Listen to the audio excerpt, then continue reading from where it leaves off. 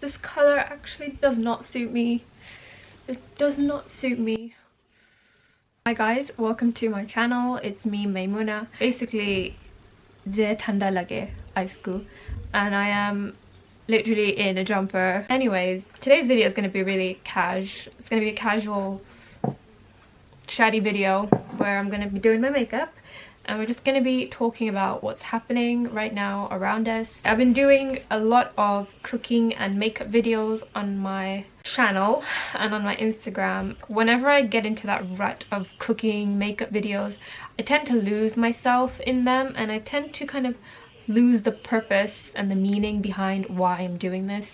And so today I wanted to kind of reawaken that and just let myself open up a bit more, be real, be authentic. We all saw the Prime Minister's speech yesterday. It was at 7 o'clock. I have no idea what it means. People are confused. I'm confused. Basically, we're still self-isolating, I think. I'm assuming that's what it means. I know a lot of people are going to interpret the speech differently because it's not a clear speech whatsoever. It's really vague. So yeah, I don't know what it means. How the heck am I going to do Eid in this lockdown? Like, how are we gonna do Eid? You know how us Asian people are, like, we have big families, we like to spend Eid with our families. I'm assuming that because of the changes in lockdown, most of us are gonna be in the park at a 2-meter distance. That's what I think is gonna happen. Seems like that might just be the only option we have for now. So I mean, it's not bad like doing Eid in a park. I mean, a lot of people do Eid in a park anyways. I'm going to try and copy a look I saw on Instagram. Surprise, surprise. Let me just get it up. I am absolutely loving the pastel shades in this. It is so cute, and it's so spring appropriate as well. I don't really have a pastel eyeshadow palette. I've got a bunch of random drugstore colored eyeshadow palettes that I'm going to try and use. I haven't been able to get to a Superdrug. I have actually... Ooh, I've done the unspeakable and I've gone on superdrug.com and I've made an order. I was trying to talk myself out of it. I was like, no way, you are not buying any more makeup. You're not buying any more makeup. You will not buy any makeup. And I bought makeup. I'm going to set down a base. For my base, I'm going to use, this is the L'Oreal Infallible More Than Concealer in the shade Cajou. I'm going to put this on my eyelids. I'm running out of concealer, so L'Oreal are having a 3 for 2 at the moment, and this concealer is actually really good.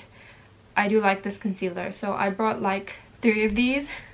Have any of you guys been questioning your life choices during this quarantine? I know I have. Right now we're all in this headspace where we're like, what is the point of life? Like, what is the point of anything right now? Before lockdown happened, we all had hopes and dreams and ambitions. We all wanted to go do things, learn things, progress in our careers, progress in our education, and now it's like, what is the point? It's really made me think about everything, all the choices that I've made up until now, and it's really made me question my life choices as well. I've always been in a position where I've had to choose Deen over Dunya.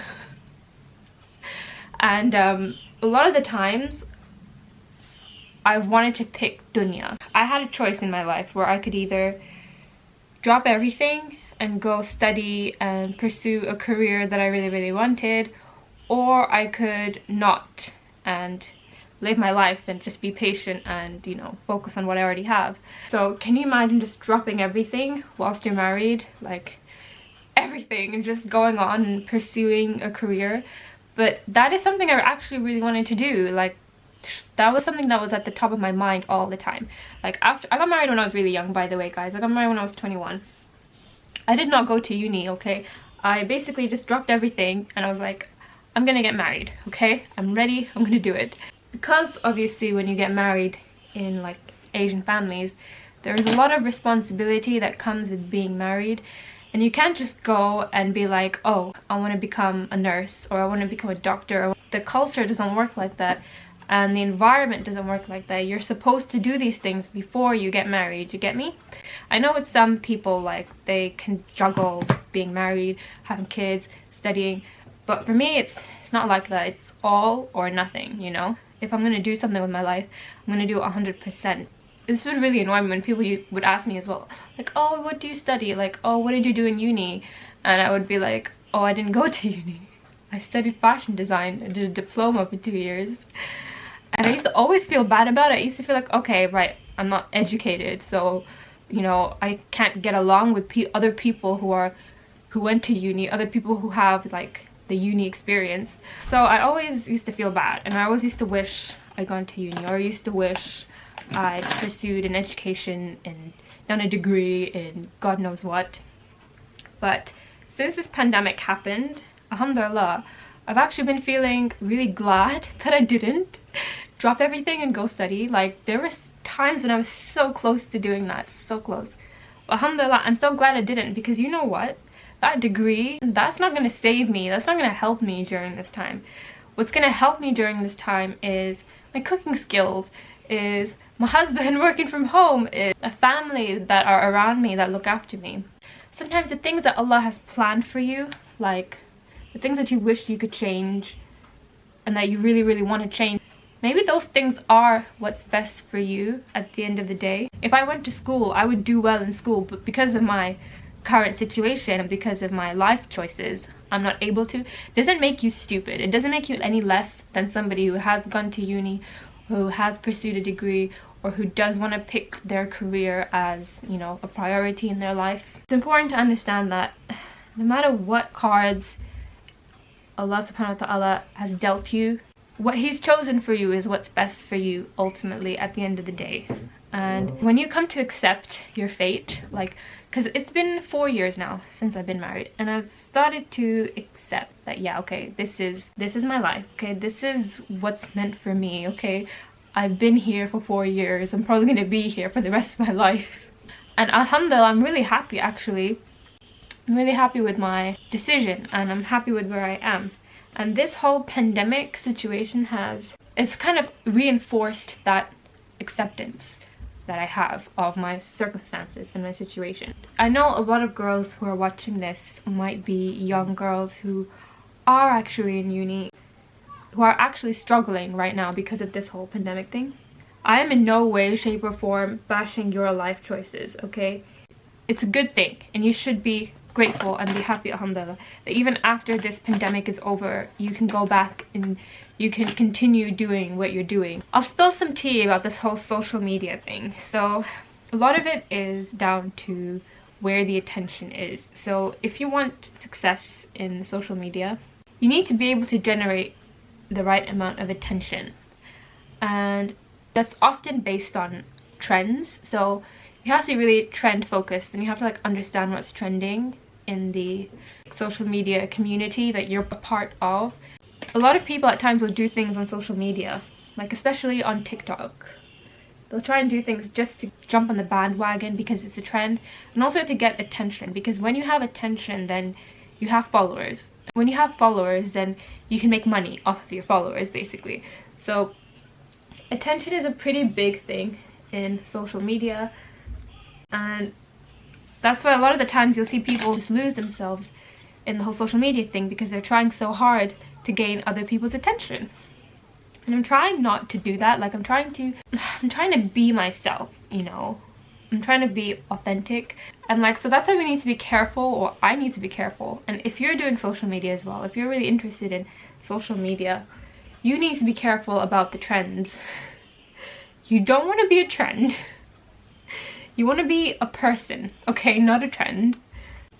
And the thing with TikTok is, I do have a TikTok, okay, and I have quite a lot of followers on my TikTok, but I don't do TikTok content. I just do makeup content. Like, I'll be real, sometimes I have done like the lip syncing kind of thing, but I do deliberate on if I should do like funnier, taboo, outrageous TikTok content.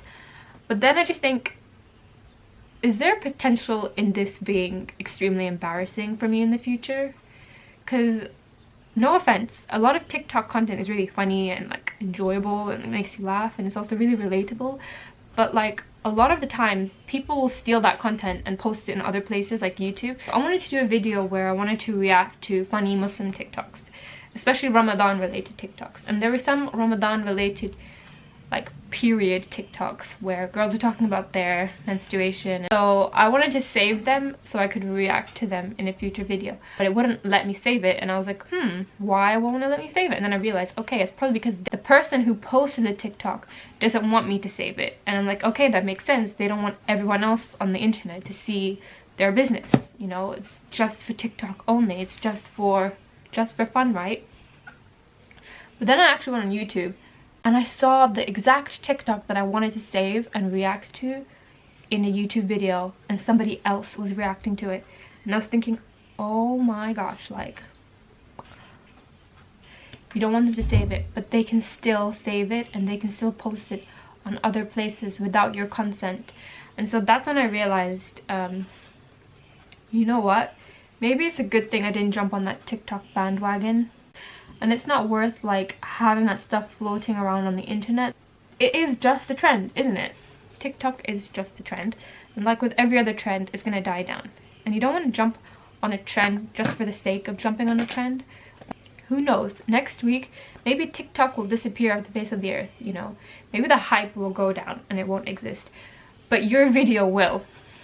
So, you know, it's just something to consider when doing TikTok. Interestingly, this Ramadan, I've actually been eating quite normally. Usually, I'm always on a flipping diet, no offense. And I know I just flipped, but I'm always on a diet. Every Ramadan I've been on, I've always been eating less than I should.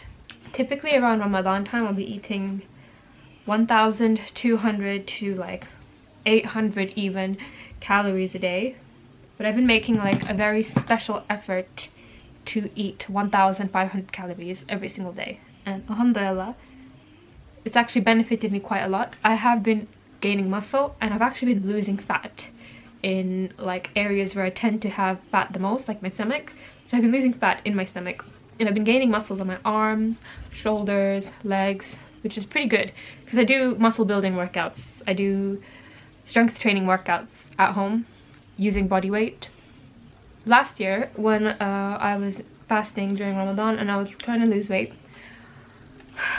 I lost quite a bit of weight. I think I lost 2 kilograms. So I was down from 52 to 49. And then I went on holiday. So I went to Thailand, okay? And I kid you not, I gained 4 kilograms like that. Just like that, I gained 4 kilograms. And you know why? I'll tell you guys why. It's because of my metabolism. My metabolism was so slow that as soon as I started eating normally again, my body was in starvation mode. So it just piled on the pounds, piled on the pounds, piled on the pounds. This year, I don't want none of that. Like this year, I want to come out of Ramadan at a healthy weight, with a healthy mind and a healthy body, and not obsessing over food, not obsessing over calories, because you know you're in starvation mode when all you can think about is food constantly all the time. I want to have an Eid where I can eat whatever the heck I want and not gain kilos of weight later. Like, so that's why with Ramadan you have to be careful. Don't go crazy and go on a diet the whole month. Take a break every now and then. So don't go crazy, okay? Don't start starving. I know it's literally the middle of Ramadan and I'm telling you guys this. But don't go crazy, because I know how it's like when you're trying so hard to lose weight. Especially during Ramadan, and you go overboard. It's so easy to go overboard, especially because we have such a short eating window. Just don't do it. Trust me, when you get out of Ramadan, you're going to regret it, because you're going to gain all the weight back and more. And I know, because I've had the roughest battle. Like, I've suffered with really bad weight rebound. I suffer with it all the time. Trying to do a recomposition, which is basically you gain muscle and you lose fat so that your body can stay at a certain set point. Trying to do that, I feel like, is a way better strategy. I do a lot of research when it comes to diet and exercise. There was a study done a long time ago. I think it was early 1900s. I don't know, sorry guys, I forgot. I might post a link somewhere down in the description, but basically they did a study on a group of men where they starved them, essentially. They couldn't eat anything except a very limited number of calories, and it was well under their maintenance every single day. And so the behavior of these men started to change. They started to become extremely obsessed with food, where all they could think about was food all the time. And back when I was really heavily dieting, I used to have the same obsessions with food. There was not a minute in my day where I wouldn't stop thinking about food. It was the only thing on my mind, like food, food, food. How much food am I eating? How many calories are in this food? How many calories in that food? It would get so crazy to the point where I would start worrying about other people's food, like, oh my gosh, that cake has like 500 calories in it. Oh my gosh, she's eating 500 calories. Did she not realize that cake has 500 calories? Like, I would start getting thoughts like that in my mind. And you know you're in full starvation mode when you have those kind of thoughts. You know you're not eating enough. So those kind of thoughts are not healthy for you. But more importantly, they're not healthy for other people, because you might not realize it, but indirectly, when you're in that mindset, you influence other people as well. And throughout that study, they found out that the men admitted to having really negative thoughts about people who were able to eat more. They would feel jealous of other people who could eat more food, which is really crazy, because I would have the same thoughts. Like, I would like start hating people who could easily eat whatever they want, whenever they wanted, for no reason. I would just hate them. Like, that's what happens to you when you don't eat enough. That's why you'll find that a lot of people who are struggling with eating disorders and who don't eat enough, they tend to be really cranky, or they tend to have like a certain dislike to people who can eat what they want and who do eat more than what they consider normal. So I don't have those thoughts about people anymore, and I feel really good. Like, I feel like I'm in way more control of myself than I was before, because when you get obsessed and crazy about calories and food and what you're eating, what you're putting in your body, it can be a real big waste of time. Okay, number one. Number two, you're not gonna look any better than what you did before. Honestly, you're not. You know why? Because when you're losing just fat, all you're gonna be is smaller. Okay, you're not suddenly gonna be like snatched in the waist. You're not suddenly gonna be like super curvy and like gorgeous. You're just gonna be smaller. Okay, that's it. That's all that's gonna happen. You're gonna be the same shape but smaller. I find my waist is way more snatched when I have a larger back, or a stronger back, or stronger arms, like stronger shoulders. I find that my waist looks way more snatched when I have stronger legs, like when my lower body is stronger. That in turn makes me feel better about myself, because of building that muscle in areas where I don't have it, as opposed to just starving and looking exactly the same but smaller. You get me? So I hope you guys enjoyed this video. Please let me know what you think down below. I'm gonna stop it here because I have filmed for a literal hour and I need to go downstairs and I need to cook. So I'll see you guys very soon. Thank you so much for watching, and stay tuned for my next video. Bye bye. That is the makeup right there.